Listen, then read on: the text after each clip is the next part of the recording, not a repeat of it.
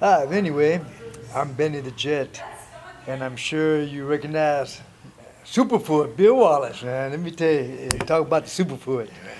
Actually, going back some, man. Long, You long know, I way. actually I remember we're going back to the Nationals. This is in the Oh 60s. I wow, think it was wow. 60, 65, 66, somewhere around Yeah, there. yeah. God, we And I this. was telling Arnold was saying, because I'm a kicker. Yep. I'm a Oh kicker. yes, I love yes, yes. kicking, You but are. Yeah. my brother Arnold said, "Watch this guy kick." And I'm looking, and honest to God, I said, "He's not kicking; he's sword fighting." Oh Man, yeah. and at that time, Oh, man, that's right. Yeah. I mean, Well, on one leg, and you never put it down, well. man. Put it down. You get punched back. You did it. But the crazy thing about it is up until that point, most of the techniques were power.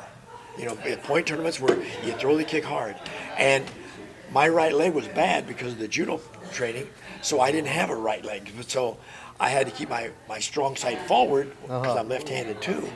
And when we would throw our techniques, wasn't trying to be strong. I figured in the speed aspect of it, you can do the work. Yeah. But I think the first time we met, remember Ed Parker?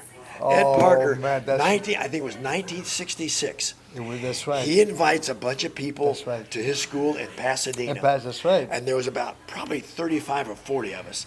And I was with my instructors at that time, Mickey Janek and George Torbett in San Bernardino. And he said, "Come over, we're going to go have some fun."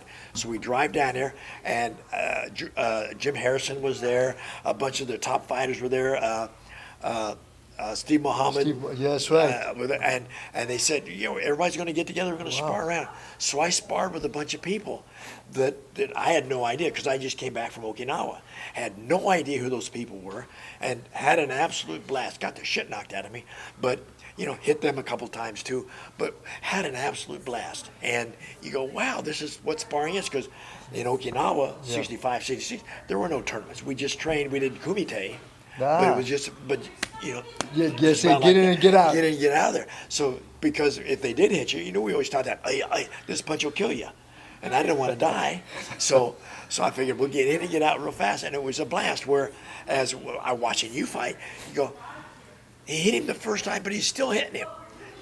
Not one or two times, but five or six or seven. I go, wow, I want to do that. But then I say, no, I don't, because I just don't want to get hit. And I'll go get my point in and get out of there, where you were very strong, very powerful, very quick. But the fun part of it was the combinations that you threw. I could do the combination with my foot, but I had only a front hand. So I learned in kickboxing the left hook.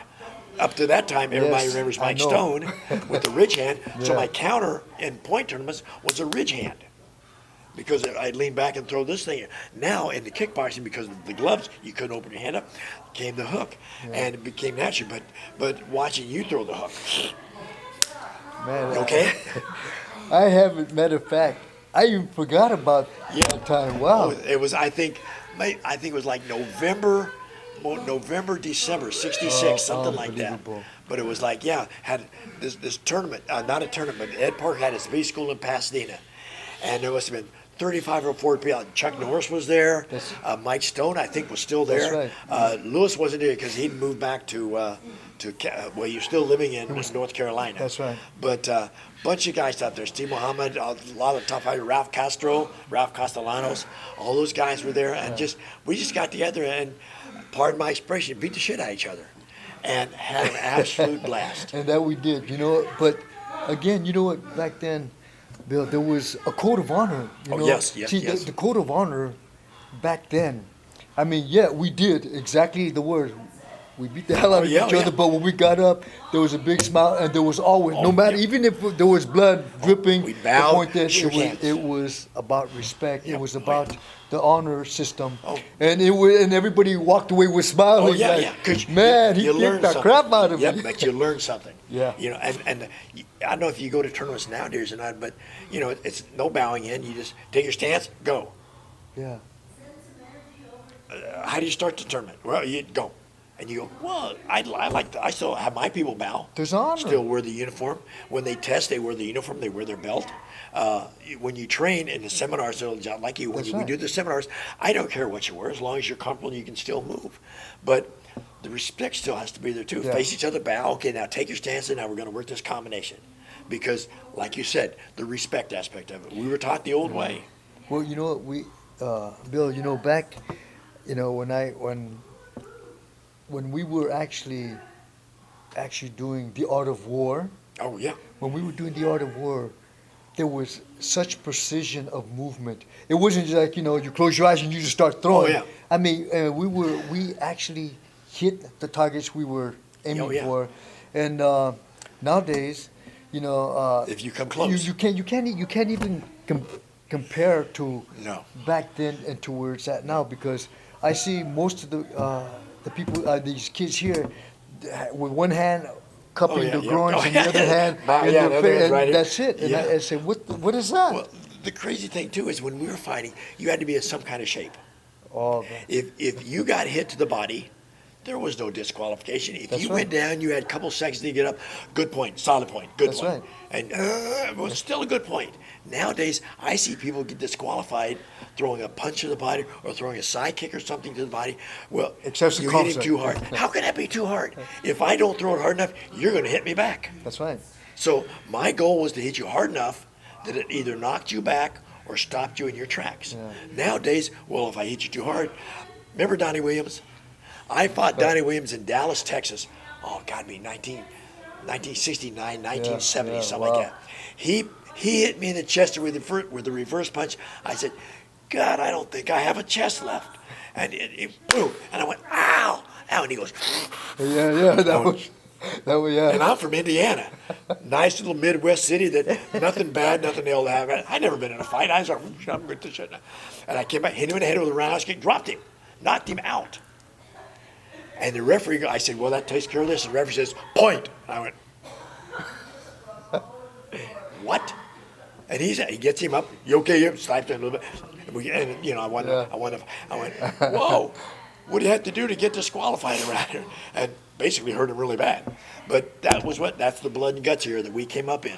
Well, Bill, back in that era in the 60s, the era of 60s, what was happening back then, it was such the Bushido way, it was just a code of warriors that went in there, and we did what we needed to do, and that was it. There was no talking about, well, hey, I didn't think that was right.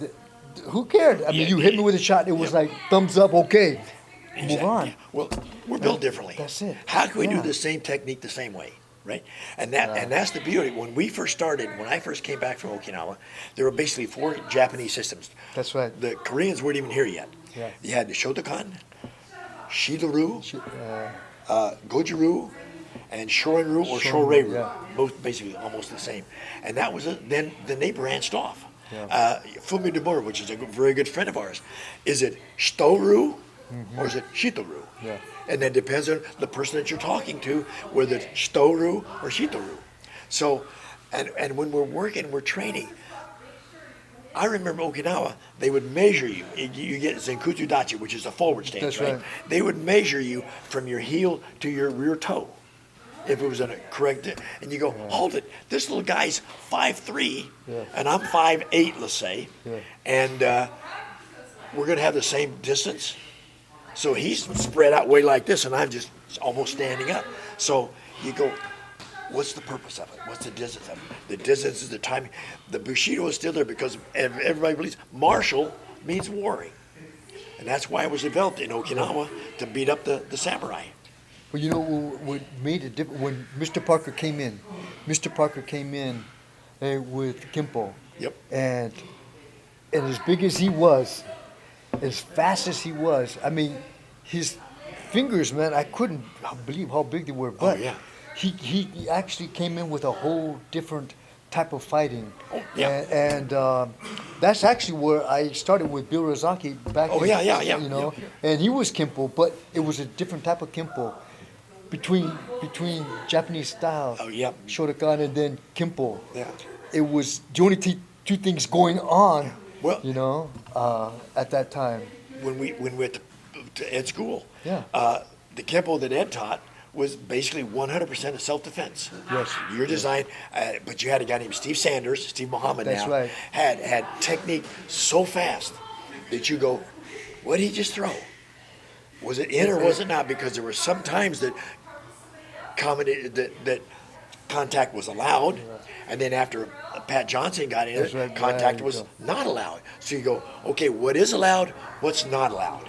So in back in the old days, but that was a point. Yeah. Well, was it this far? Or was it too far away? So you go, now sometimes you go, good shot.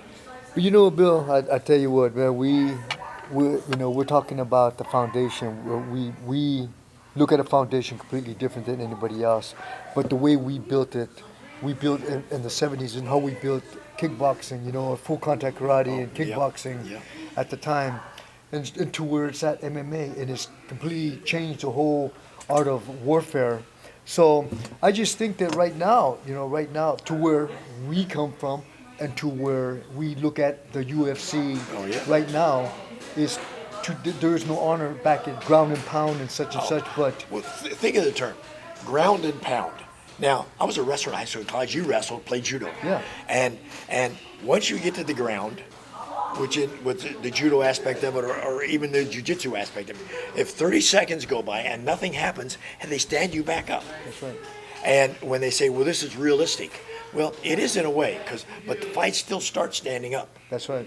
And if I'm on the ground rolling around you out on that concrete floor right there, your clothes are all messed up, your elbows are messed up, your shoulders are messed up, your knees are messed up.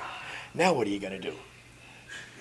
Well, all I know right now is we were in the golden age, the golden years. I mean, nothing can ever replace that type of training and warfare. But the beautiful thing about that is we didn't know it at that time. All we knew, we were having a blast in competition, having a blast spar. I mean, my whole goal after I learned to spar was to go around and spar everybody. When I was in college, a friend of mine, Glenn Keeney, remember Glenn from Anderson, Indiana? Called the Fox. Anyway, sneaky son of a gun. But we would travel 9 days. I was on the quarter system. So we had 10 weeks of class, 9 days off. So in 4 days, we would travel as far as we could, stopping every night at a different school.